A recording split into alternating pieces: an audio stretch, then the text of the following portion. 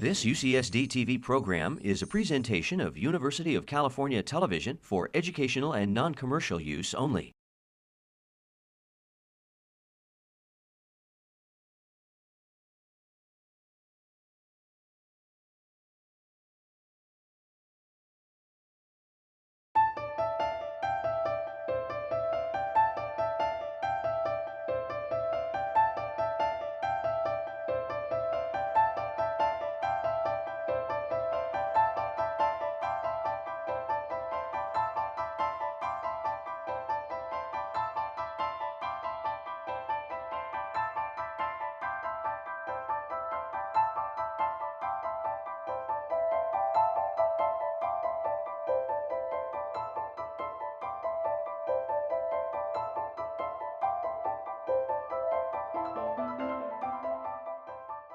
It's a great pleasure to be here. Today you're going to hear a number of talks, many of which have to do with the structural specializations of the human brain, specializations of cells, specializations of connectivity. What I want to talk about instead, even though I'm an anatomist, not a physiologist, I want to talk about some specializations of human physiology. And most of the evidence for these specializations is indirect, and my path to them will seem perhaps a bit indirect as well. I want to start by talking about the distinctiveness of human aging. These are respectively the oldest well-documented human being and the oldest well-documented chimpanzee.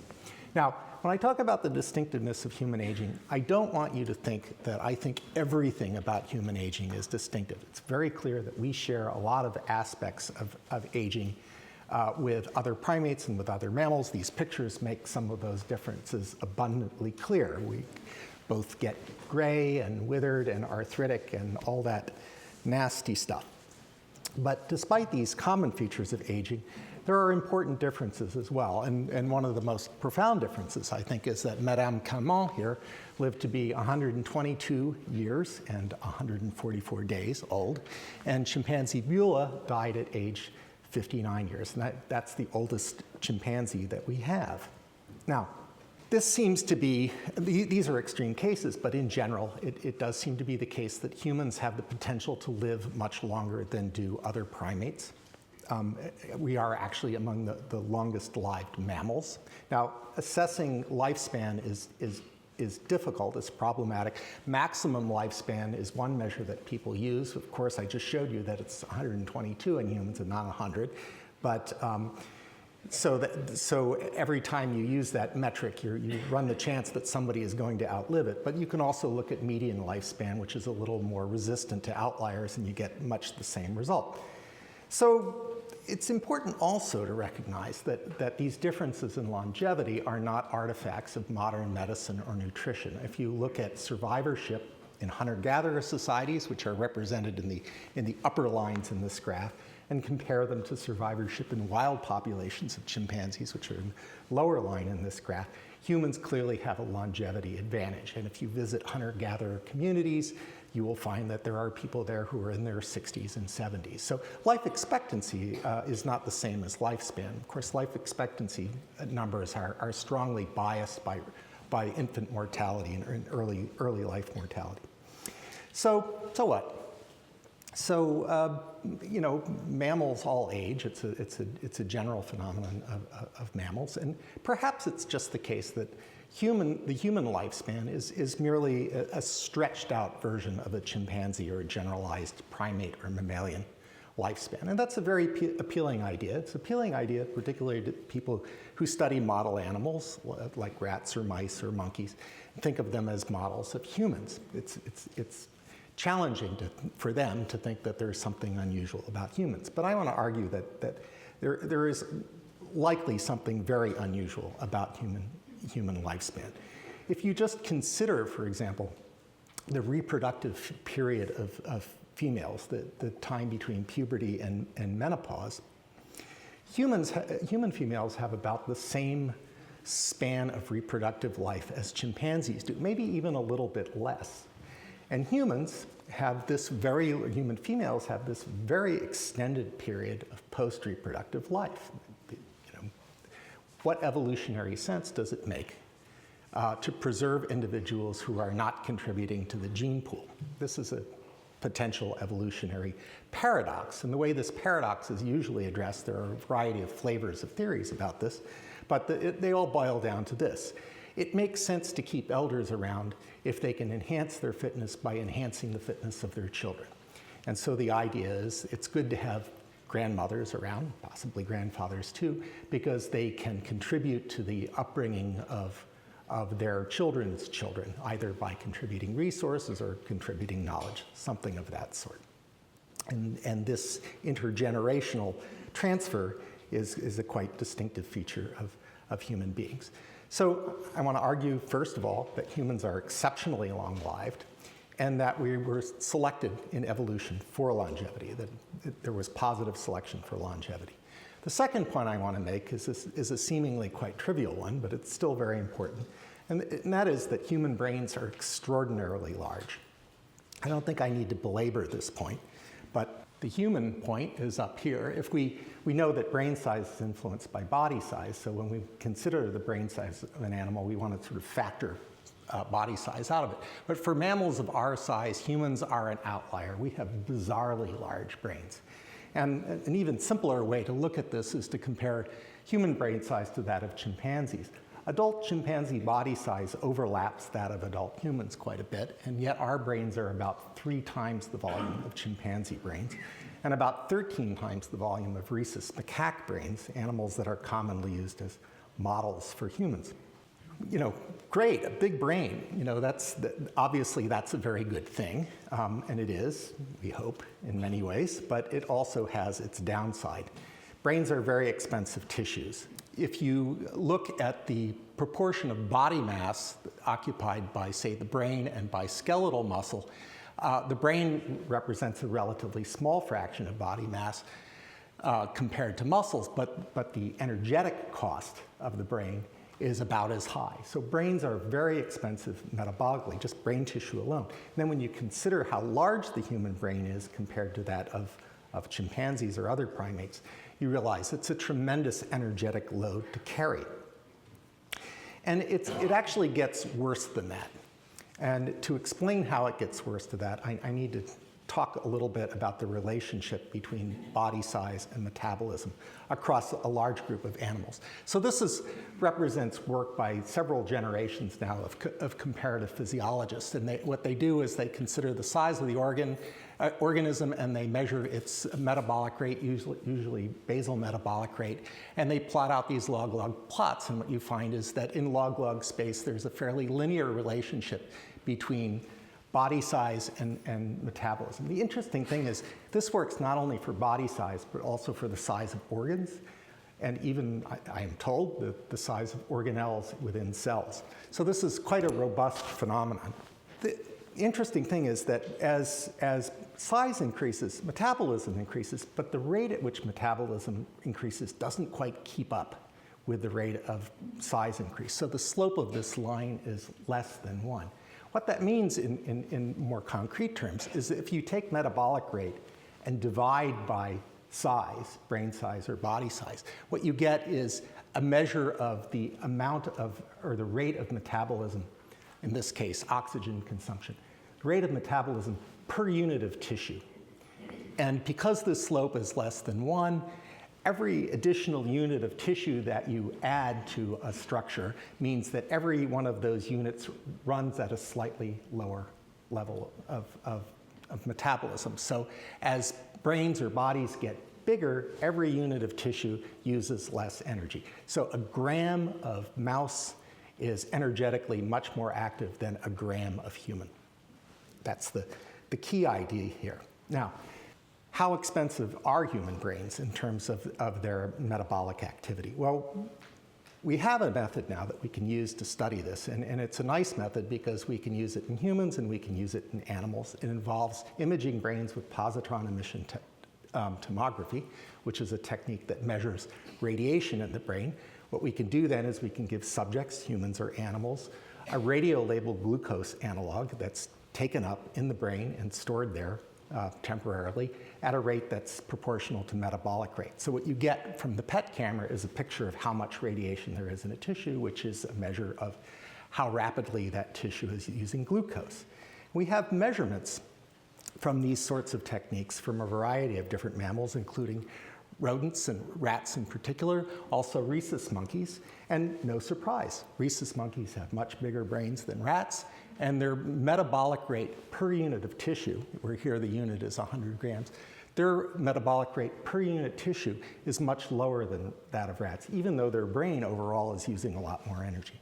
So where should humans lie in these graphs? Well, humans have much bigger brains than rhesus macaques, so their brains ought to be down here somewhere. In fact, the published literature on this suggests that the tissue-specific human metabolic rates are about equal to or perhaps even higher than those of rhesus monkeys. That's quite remarkable.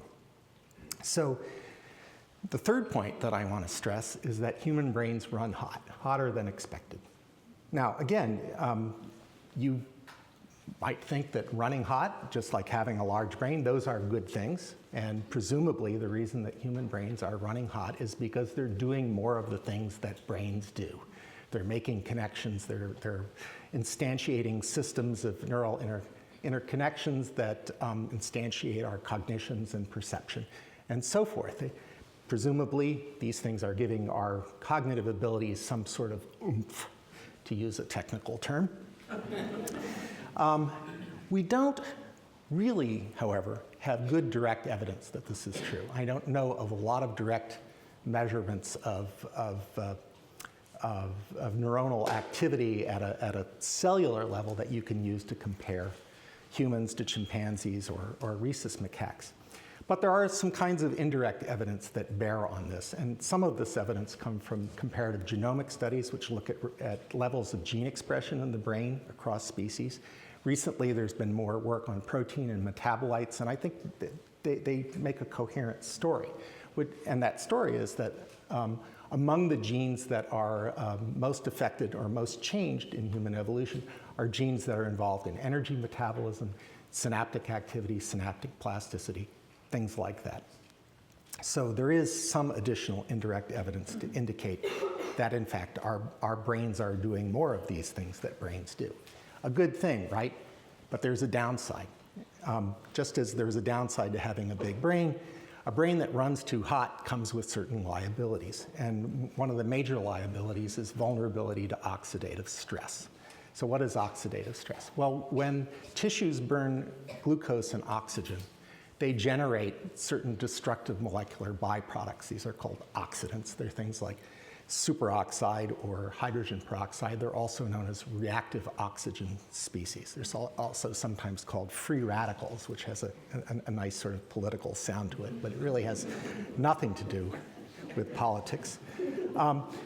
These reactive oxygen species damage cells and tissues. They damage proteins, they damage lipids, they damage DNA. So they're very destructive. And one would think that the human potential for oxidative stress in the brain is enormous, because not only are our brains running hotter, but when you consider how much longer we live than rhesus monkeys or chimpanzees, that the total lifetime glucose consumption is about 3 times that of rhesus monkeys, for example.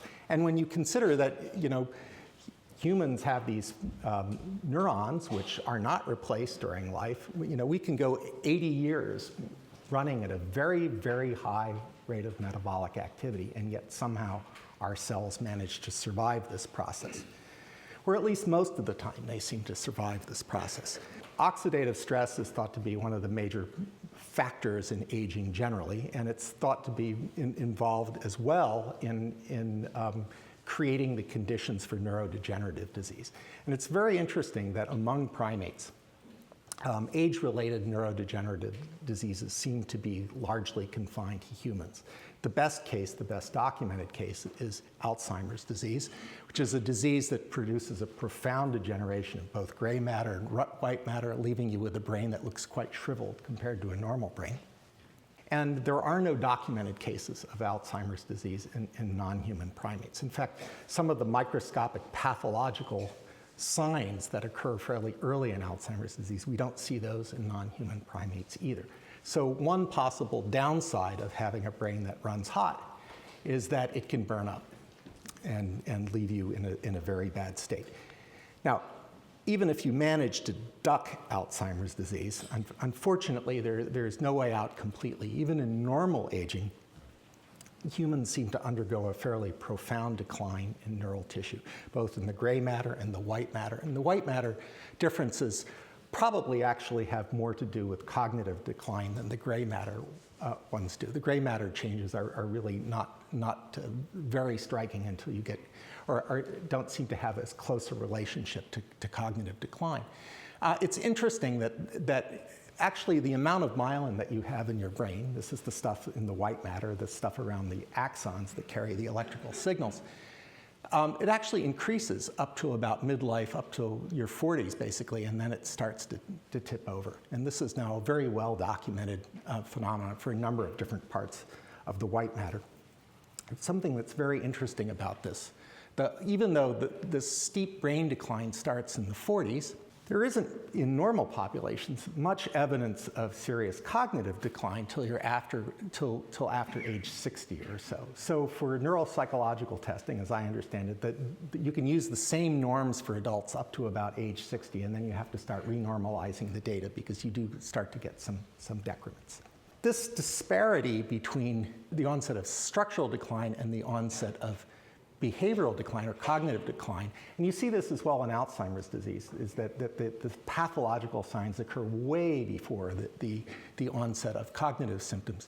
This has been referred to as cognitive reserve or cerebral reserve, and I would echo Alan and colleagues in suggesting that this is an important phenomenon about human beings. It's as though we overbuilt our brain so that we could keep it running when things started to go bad. So there's an upside to higher metabolic rates. That upside is enhanced levels of neural activity and plasticity, we think, although this is, again, the evidence is indirect. There's a downside as well, increased vulnerability to late life neural and cognitive decline. The mystery to me is how is it that we managed to postpone this decline for so long? And I don't think this is something that neuroscientists have really addressed as a specifically human problem. One can imagine several ways in which evolution has acted to help us postpone decline for as long as we can. One is, as I mentioned, overbuilding the brain, this idea of cerebral or cognitive reserve. The second is that we might enhance the protective and repair mechanisms in the brain. So for example, we have oxidative stress because we produce these oxidants. Well, there are certain molecules that bodies produce to protect themselves, antioxidants, which I'm sure you've all heard of. We could also look to glial mechanisms because the glia are sort of the damaged party of the brain, and there might be aspects of glial function that have been modified in human evolution. We might actually increase the tolerance for damaged cells. Now, often when cells are damaged, they undergo programmed cell death, the idea being you remove dysfunctional cells, but removing cells can have bad consequences. So maybe we just have a little more tolerance for cells that are a little wonky. That's another technical term. Finally, these mechanisms of plasticity that we've been discussing might actually interact with cerebral reserve, and so that as our brains decline, we can continue to fine-tune them so that they can work appropriately or optimally with the resources that remain. Thank you.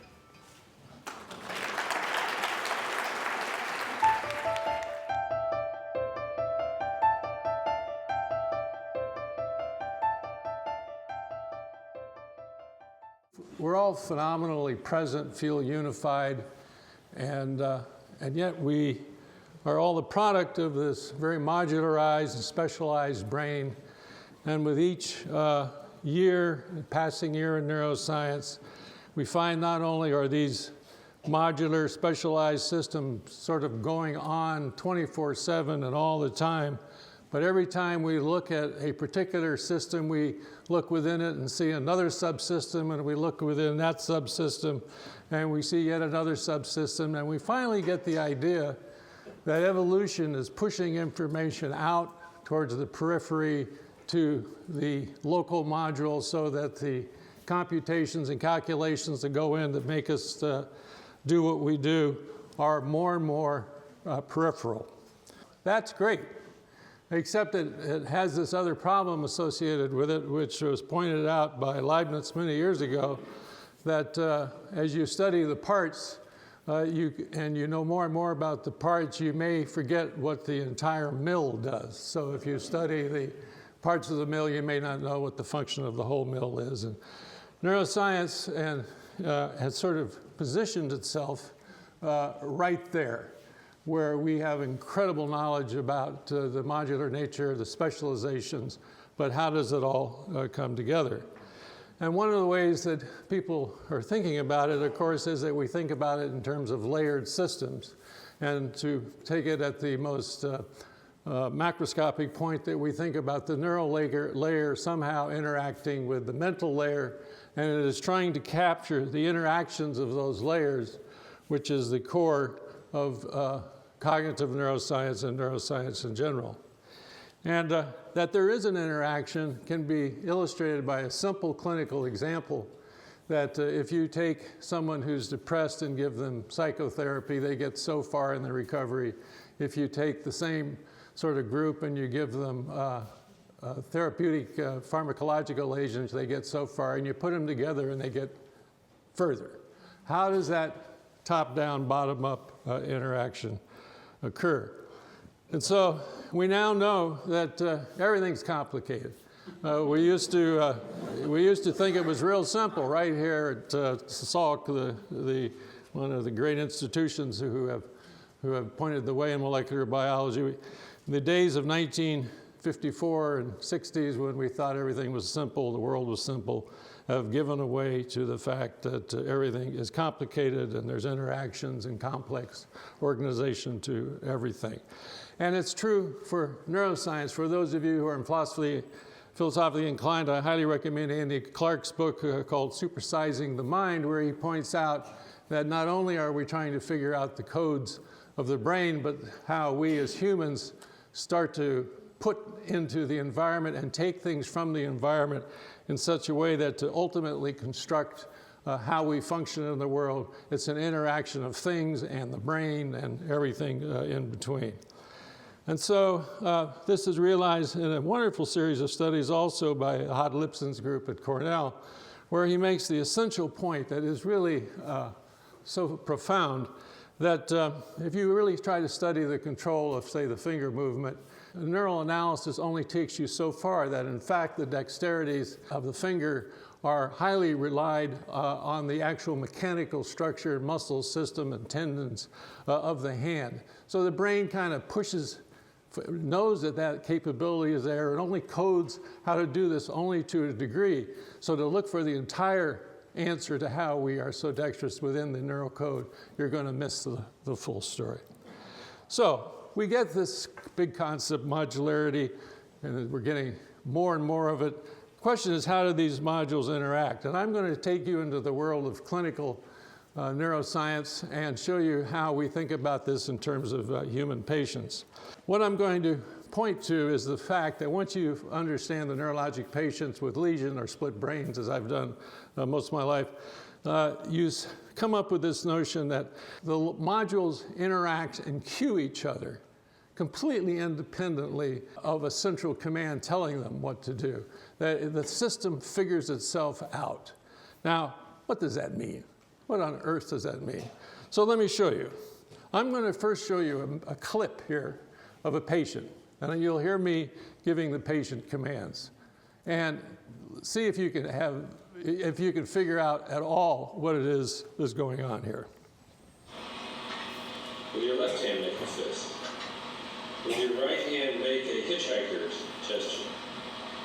Good. With your left hand, make a hitchhiking gesture. Good. With your right hand, make with your left hand, make the motion of like using a screwdriver. What was it, the chant? A screwdriver with the left hand.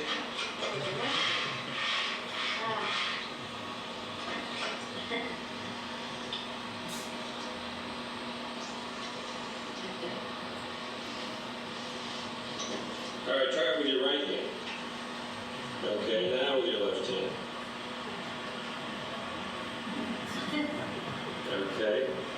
Now, okay, with your right hand, make the A-OK sign. How about with your left hand? Okay. Now let's close your eyes. Your eyes closed? All right, with your right hand, make me a hitchhiker's sign. With your left hand, make me the A-OK sign. Eyes closed. Eyes are closed. Okay, now with your right hand, make a screwdriver. With your left hand, make a screwdriver motion.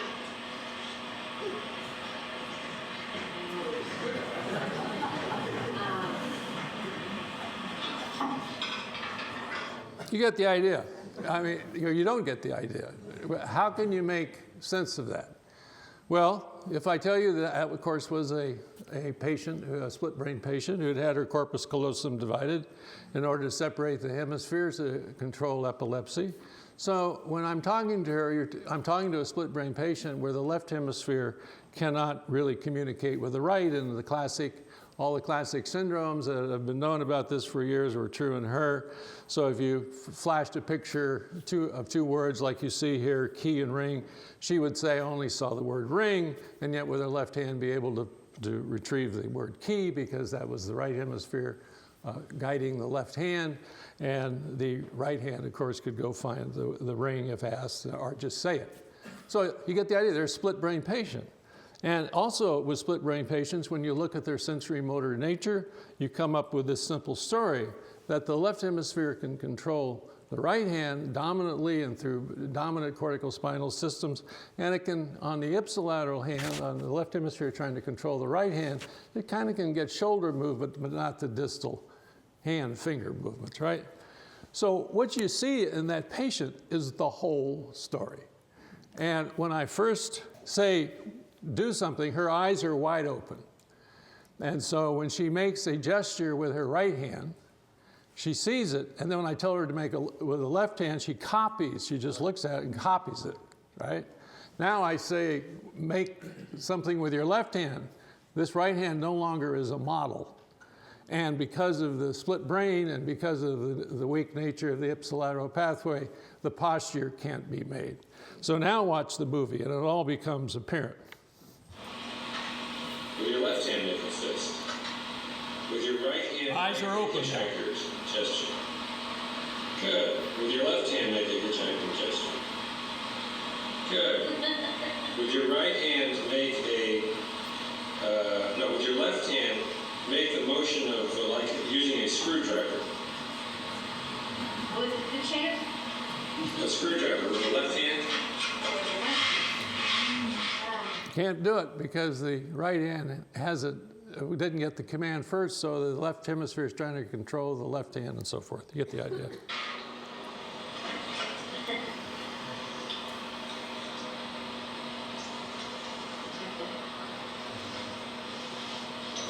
All right, try it with your right hand. Okay, now with your left hand. Still is hard. Okay. Now, okay, with your right hand, make the A-OK sign. How about with your left hand? Okay. Now let's close your eyes. Your eyes closed? All right, with your right hand, make me a hitchhiker's sign. With your left hand, make me the A-OK sign. Eyes closed. Eyes are closed. Okay, now with your right hand, make a screwdriver. With your left hand, make a screwdriver motion. Get the idea. So it's in studying patients, you got to make sure they're answering the question you ask because they're goal-oriented and they try to figure out how to get the goal achieved, even though there are all these discrete disconnections which you know about and so forth. Now here's another example from case JW, and this is one of the greatest pieces of footage ever. We're flashing words to him and we're giving him instructions to do something like draw what you'll see. And he does this thing, and now that you know about cueing, now you know about how hemispheres are trying to cooperate with each other even though they're disconnected. See if you follow this.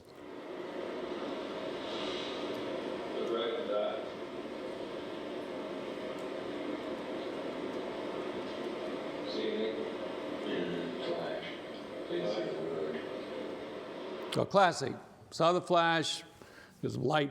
These are back in the days of carousel projectors and the light flash, but didn't see the actual word because we presented it in the left visual field, which only goes to his right hemisphere. And he's talking to you out of his left hemisphere, so he didn't see it, okay?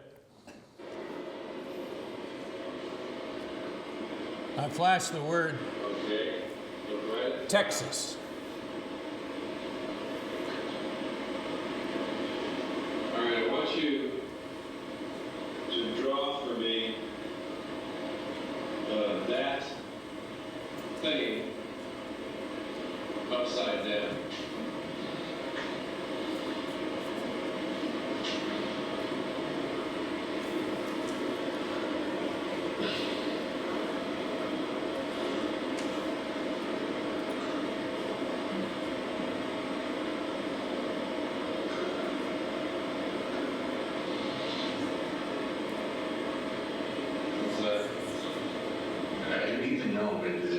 You just gave on something that I don't even know what I saw. It's kind of hard to think to do. See, it's supposed to be upside down, look more like a barrel. I don't know what it is. What does it look like?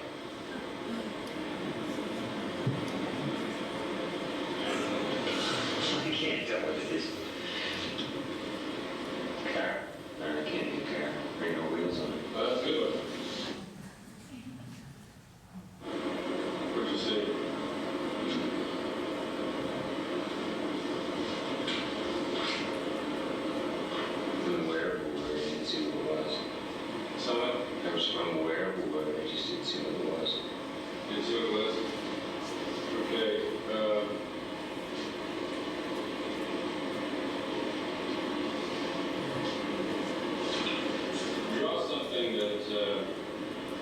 Goes with that. The symbol of that. So it was the word Texas as well, later on.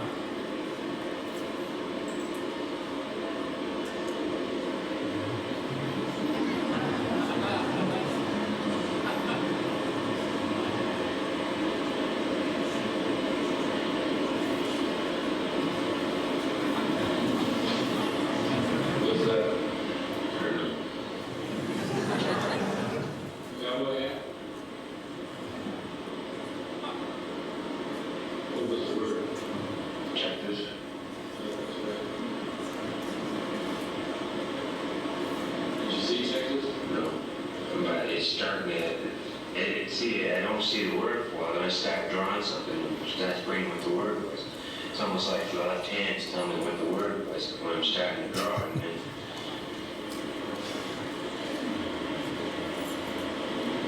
it's almost like I got this left side telling me what the word is after I get it put it in motion, which sounds stupid. Fantastic. I mean, you gotta, that is just fantastic. This is another one where we're flashing the word 1928 to his right hemisphere and the word car to his left hemisphere. And we don't, for sakeness of time, we show these some other time.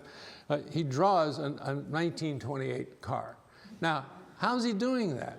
The cooperation is occurring through feedback and stop and starting with each hemisphere contributing it on the paper. Has nothing to do with inside things that are going on inside the brain. We can go on in other patients. So one of the findings that come out of MR research in language is that you always see in the standard little activation tasks, the classic language areas in the left hemisphere light up, but you very frequently see homologous areas on the right side light up as well. They're not talked about, but there they are on the data. And it turns out in 3 of the split brain patients that were heavily studied, over time they developed speech in their right hemisphere. So now you have a situation where you, the experimenter, when they're talking to you, kind of don't know who's talking to you. You know, is it the left brain or is it the right brain? So you have to be clever in how you put together and ask the question. And here's an example of a patient who is able to speak out of both hemispheres. And you can see the self-cueing, the cueing that goes on in this example. What we're doing is going to show this patient the word breakfast. So break is going to the left field right hemisphere, and fast is going to the right field left hemisphere. And watch what she does with this dilemma, because she's split. Remember that. She's split, and each hemisphere is saying its thing. And then watch her correct herself. Watch.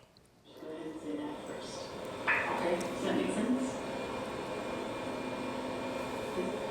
Is still supposed to move the word? No. It doesn't necessarily? It won't necessarily. So, okay. Like, for example, with honey moon, if you saw moon first, just go ahead and say moon honey. Just okay. I never, but it hasn't happened. Okay. If it does, I surely will. Okay. Ready? Ready and fast. Get it? So she starts with break, but the left hemisphere now knows that the game is to put the words together, and it saw fast, so she corrects break to break so that she gets the word breakfast as the answer. So you see this constant cueing, constant cooperation between the hemisphere to complete the goal, to make it look like a whole process. So stuff works, and we have all these modularized parallel systems working 24/7, and we like to infer that coming out of that is a unified system. And I don't have time to say, but there's lots of examples, of course, where ad auctions on Google seem to be, there's an auctioneer there. There isn't. Cells work, there's no CEO for cells, and minds work. There's probably not a CEO for minds either, but there appears to be. And there's a system that I've talked about at length on other occasions that in the left hemisphere that weaves this story together to make the whole story. So I'll finish with one of the greatest neuroscientists ever to live, Sir Charles Charrington, sort of captured this thing. 1937 was a little annoying. So he writes here, how far is the mind a collection of quasi-independent perceptual minds integrated psychically in large measure by the temporal concurrence of experience? Its separate reserve of subperceptual and perceptual brain, if we may so speak, could account for the slightness of impairment following on some brain injuries. Thus, the slightness of disability following destruction or developmental failure or the great commissaries, referring to the fact that people born without a callosum don't seem to have these split effects. Between the two halves of the brain, simple contemporaneity can conjoin them.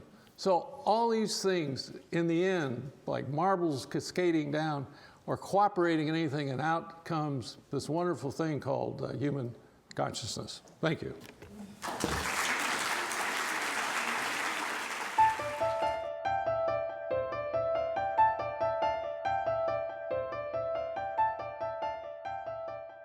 Thank you for the invitation. It's a pleasure to be here. Primates come in different shapes and sizes. They share several things in common. One of them is the fact that they have a larger brain for their body size. Great apes and some other primates are known to be very skillful when it comes to exploring their natural environment. Primates are also known to live in very complex social environments. Based on that, it has been suggested that sociality may be a driving force in increases of primate brain size and also behind human cognitive complexity. The social environment is dynamic. There is learning and understanding of rules that's involved, political behaviors, alliances, deceptions. We all know about that. Social complexity has been viewed in the context of group size or network size and has been related to increases in brain size or increases in parts of the brain, like the neocortex. The question for us who study the brain is, in addition to the increase in absolute size, what is it in the neural circuitry that underlies social behavior that may have changed during human evolution? We have known for a long time that selected brain regions receive and process emotion-related signals. We have known that from work on experimental animals, and also more recently with the advances of non-invasive imaging techniques from the work on humans. What we have not known for a long time, and what's a relatively new idea and quite revolutionary, is the idea that if these brain regions are damaged, like it was the case with Phineas Gage, then we have changes in our ability also to make advantageous decisions in personal, social, and financial domains. We know about this from an accumulating body of data that comes from so-called lesion studies and also imaging studies. What we have on the board is an example of a brain that was lesioned in ways similar to that of Phineas Gage, with a lot of damage on the ventromedial and orbital prefrontal cortex. So what is the neuroanatomy behind social cognition? There have been several areas that have been proposed as critical, areas that are interconnected, and if damaged, compromise social cognition. Some of the major areas are listed on the board. They include the insula, Broca's area, and large parts of the prefrontal cortex, including the orbital cortex and the ventromedial cortex. They also include the anterior cingulate and the amygdala. Now, social cognition, so the ability to properly interact in a social context, is compromised in selected neurodevelopmental disorders, including autism. In autism, what we know about the brain of individuals who have the disorder is that early in life we have an overgrowth in brain size. So early in childhood, there is an overgrowth of the brain with a possible decline later in life. Now, this overgrowth does not happen homogeneously across the brain.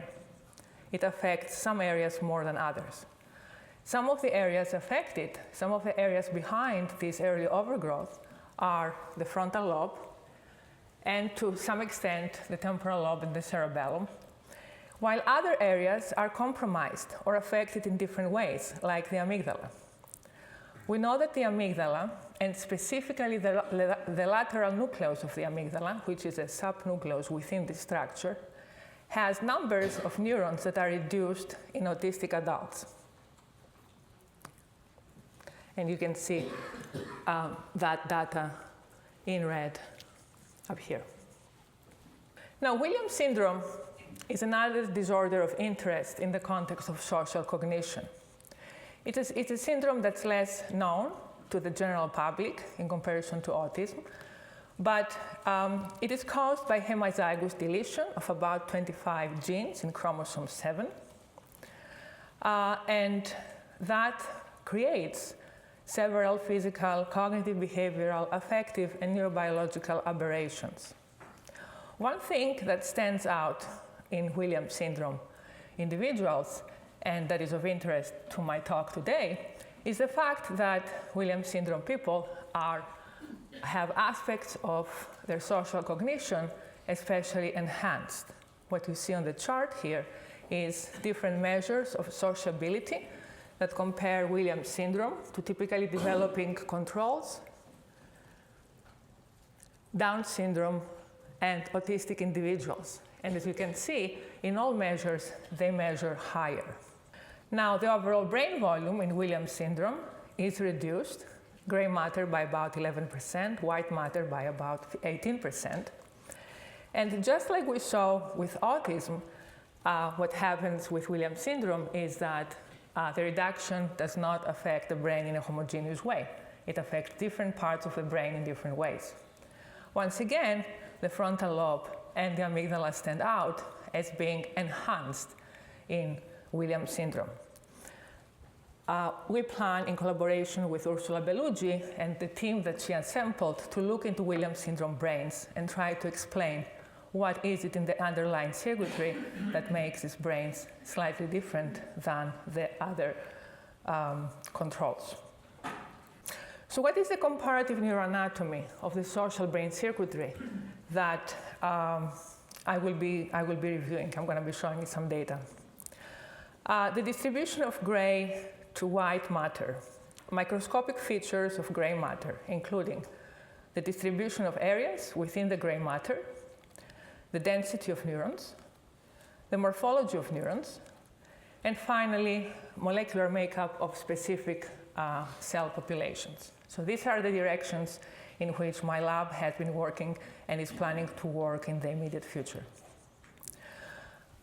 It has been shown that the size of a neural region is related to its functional significance in mammals. So animals like mice that rely heavily on tactile input from whiskers have an enlarged sensory cortex. The ghost bat, echolocation, enlarged auditory cortex. The opossum, highly visual, enlarged visual cortex. In that spirit, it has been argued for a long time that the prefrontal cortex in the human brain, because it is involved and critical for so many complex cognitive functions, may have been differentially enlarged in humans as opposed to other primates. We looked into individual cortical areas within the prefrontal cortex, into some of them, and we found that although the entire frontal lobe as a whole, the entire frontal cortex as a whole, is not differentially enlarged in humans when compared to the other apes, individual cortical areas within the prefrontal cortex vary in size. So some frontal cortex areas are relatively larger, while others are smaller. This means that the distribution of areas in the gray matter differs. How about connectivity? There are local connections and there are long-range connections in the human and primate brains. A few years ago, we looked into some measures of local connectivity using structural MRIs and compared the amount of white matter that represents local connections against the amount of white matter that reflects long-range connections. What we found is that in the case of the human brain, when compared to the great apes, the local connections, the white matter underlying the gyri, is actually increased. And we found that both in the frontal lobe and in the temporal lobe as well. So human brains have different distribution of white matter with increased local connectivity. How about the amygdala? The amygdala, you can see a cross-section here through the human brain. The amygdala are composed of several subnuclei that are selectively interconnected with other parts of the brain. This is a complex diagram that shows the basolateral set of nuclei that are interconnected specifically with the isocortex, or as most of us refer to it, neocortex, while other parts of the amygdala are connected to other structures, olfactory centers, or the brainstem of the nervous system. Now, in collaboration with Lisa Stefanacci, my student Nicole Barger in my lab did an extensive, detailed analysis of the amygdala across humans and great apes. We know that the lateral nucleus is highly interconnected with specifically the temporal lobe cortex. What Nicole found is that the lateral nucleus is also differentially enlarged in humans when compared to the great apes, a finding that we did not have in any of the other parameters of the amygdala that we looked at. From previous studies that we had done using, again, MRI images, we had found that the temporal lobe is enlarged in humans as compared to the great apes. So unlike what we saw with the frontal, it is actually the temporal that seems to be larger.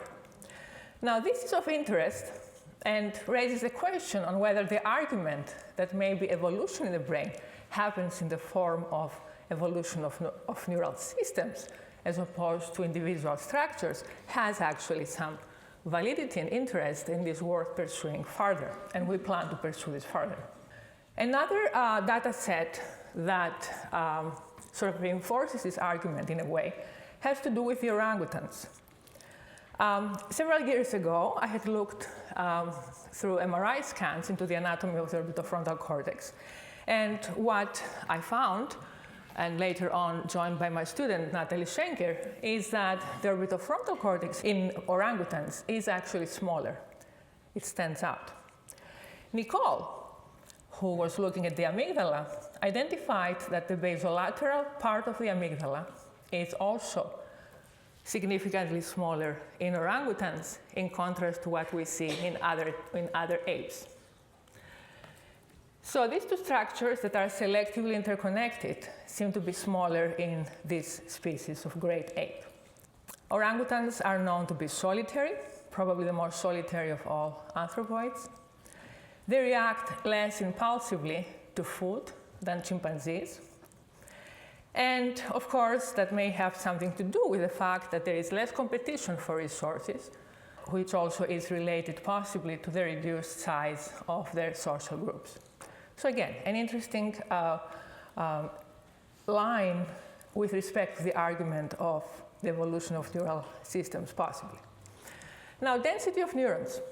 We have known for a while that bigger brains have more neurons, of course, but they also have decreased density in their neurons, and that the increase of the cortical sheet happens mostly in a horizontal dimension as opposed to in depth. What happens is that early in development, cells migrate to their positions in vertical arrays. So more vertical arrays, or mini columns, as some refer to them, means more cortical surface and increased convolutions. In collaboration with Dan Baxhoveden, we hypothesized that humans would have larger mini columns or larger spacing between the neurons when compared to great apes. So the question we asked is the spacing of the neurons and thus the size of mini columns predicted by overall brain size? And is the spacing the same among cortical areas within each brain? Kate Teffer, another student of mine, and I, and Dan Baxhoveden worked on this question. And we sampled from the primary visual, primary somatosensory, motor cortex, and then also from the prefrontal cortex, specifically area 10. This is a busy graph, and I want you only to focus on a couple of things for the purpose of this talk. The unit here is microns, and in absolute terms, as you can see, actually the different species do not vary considerably when compared amongst themselves. So the gibbon, who is about 100 grams big, the mini columns in this animal are not considerably smaller than what we see in the human brain, where we have 1,300 grams or more of brain weight. But where we see the difference is in the prefrontal cortex. So humans have more space between neural bodies than apes in the prefrontal cortex, and not as much in other parts of the brain. So the answer to the first question is no. And no is the answer to the second question as well. This is a hypothetical reconstruction that we did on the evolution of at least these parameters in the prefrontal cortex. And what we suggest is that the prefrontal cortex changes took place after the last common ancestor with the chimpanzees. Now, what is the neurobiological significance of having increased spacing between neuronal bodies? Is the development in the prefrontal cortex different in humans versus chimpanzees? Are there differences in branching morphology of neurons?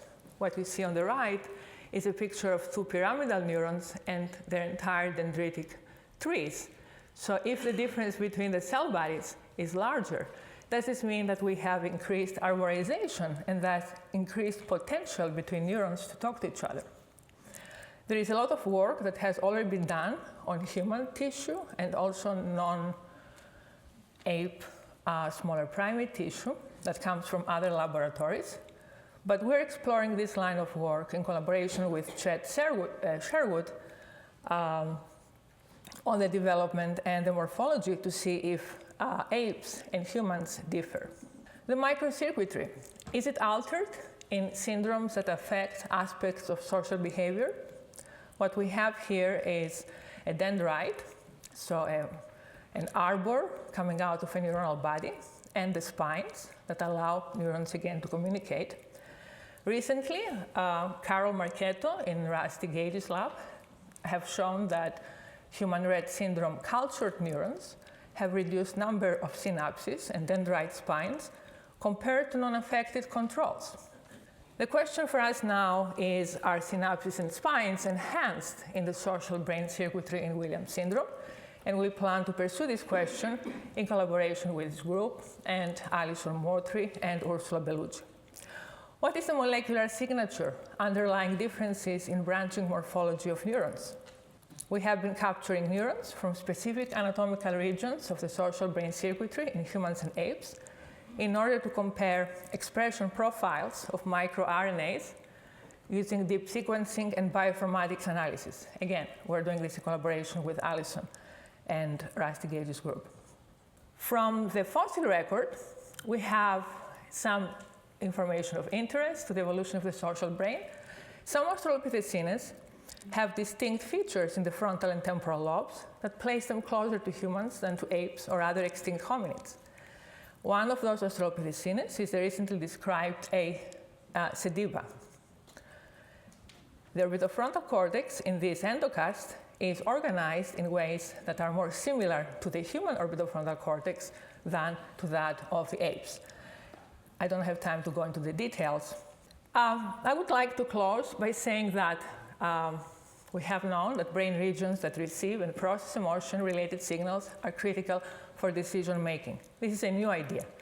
And this goes in contrast to the idea that has been very powerful for a long time, that the brain is organized in these simple three layers with a primitive brain in the middle, this completely freaked out woman in the center, and the rational brain on the top right. It follows the idea of the triune brain that places a focus on the cortex, and some call it now a corticocentric myopia. Other structures in addition to the cortex need to be emphasized, and the evolution of the brain can no longer be viewed in the context of an orthogenetic ladder that leads to the perfection of the human brain. There are many more things that are going on. I would like to close with this slide and say that, to me, human social brain evolution can be viewed as a dynamic mosaic, like the one you have on the left. It involves, in addition to increases in brain size, also alterations in the brain circuitry, including the social limbic brain. This is not a new idea, but now we start having the data to support it.